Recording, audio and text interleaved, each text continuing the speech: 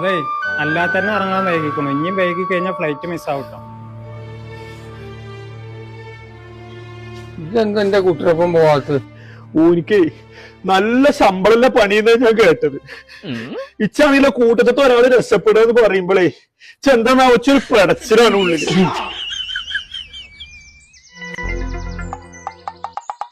എന്നോട് ആരാ പറഞ്ഞു അവൾക്ക് നല്ല ശമ്പളമുള്ള പണിയാണ്?